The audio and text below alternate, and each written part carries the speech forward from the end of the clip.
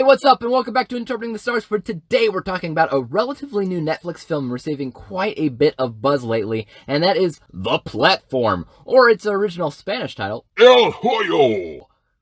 I don't watch a ton of foreign films unless they receive a fair amount of buzz from people, and this was just one of those films that, out of nowhere, everybody started talking about. Some said great things about it, some said some awful things about it too, so I wasn't really expecting anything in particular, but concept-wise, it looked right up my alley. So, gather around under a nice, warm, flocculent blanket, and let's get cracking with this crazy, crazy movie! This review is brought to you by the word of the day, flocculent. Having or resembling tufts of wool. The Platform takes place in a very odd vertical prison with many levels. In the middle of each level is a giant hole that seems to go on forever.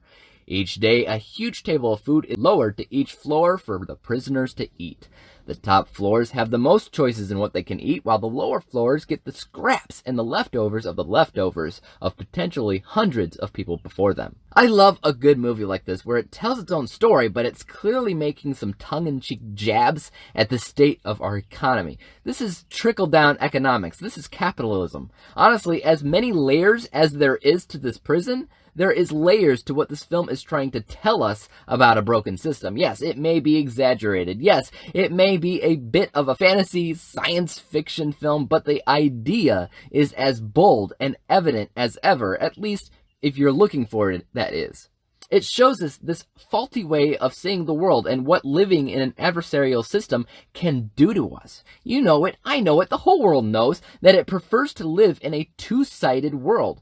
If it isn't black, it's white. If you aren't rich, you're poor. If you aren't innocent, you're guilty. If you ain't first, you're last. The list goes on, but obviously there are layers between those things. We live in a kind of system because it's easy. It's easy to put a man behind bars for life, maybe even to death row, and be okay with that because he's evil through and through. But if you thought for a second about his upbringing, about how he became that way, and come to learn that something deep inside him might be good, something deep inside him is worth saving, then suddenly you're the bad person for thinking it's okay for him to die.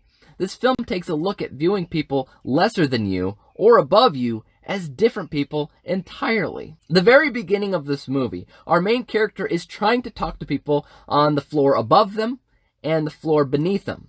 And his cellmate looks at him and he says, "No, we do not talk to the people below us because they are below us. And we don't talk to the people above us because they're above us. And they won't talk to us anyways, the bastards."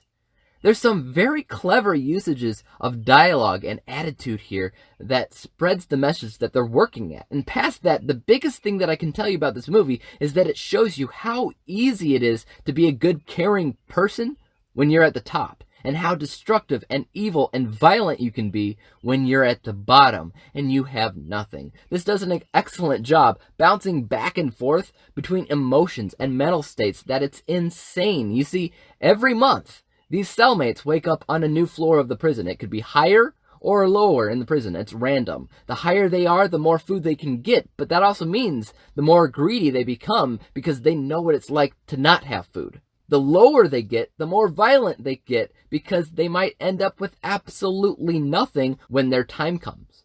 And they'll have to find something else or somebody else to eat. It's freaking bonkers, and it forces the viewers to ask themselves what they'd do in the same exact scenario. And guys, I don't like answering that question myself. Honestly, the only real negative that I can talk about with this film is that everybody mostly blends together when you're looking at the characters on their own. They don't really stand out as good, distinct people. The only thing that really distinguishes each character from another is the one item that they're allowed to bring with them. Our main character is a strange character because while everybody else brings weapons, he brought a book.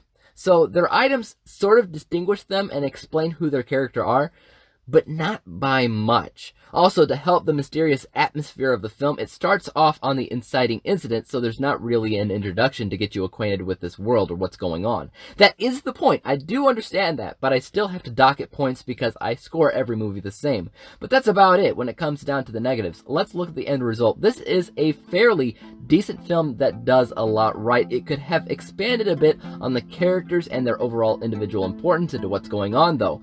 So my unbiased score is actually 78%, but I really enjoyed this film, and my bias is actually at 94%, averaging everything up to a final score of 86%. 86 out of 100 possible stars, making this currently the best 2020 film that I've seen so far. Not that I've seen very many.